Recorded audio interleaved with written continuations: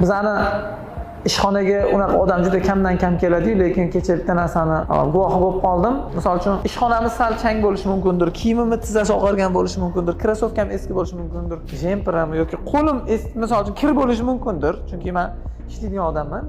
Qarab o'tirmayman, ishtaveraman o'zim ham. Bitta narsani guvoh bo'lib qoldim. Bo'tga emas faqat, boshqa ustalarga borayotgan odamlarga ham maslahatim yoki taklifim deb qabul qilinglar, chunki men xohlamayman sizlarni anaqa qilishni. Kelib ko'zi qirasi bilan qarab gaplashyapti-da. Endi u bolalar qo'pol qilib aytaman, meni bolalarim ham misol uchun kuni bilan kir spisovkada ishlashi mumkindir, lekin mashinani o'rab qo'yishadi. Lekin uyga ketayotgan u odamdan qimmat mashinada ketadi uyga. Men aytmoqchi bo'lganim, usta deb nima qilmanglar, chunki men ham kerak bo'lsa uncha biznesmen o'qimagan joyda o'qiganman. Men ham uncha biznesmen ko'rmagan joyda ko'rganman. Agar siz shu mashinangiz bilan faxrlanib, qanaqadir mashina bilan определённый bir narsaga erishdim deb o'ylayotgan bo'lsangiz, siz o'sha mashinani pulini men оборот etib qo'yib bo'lganman. Bir 5-6 tasini.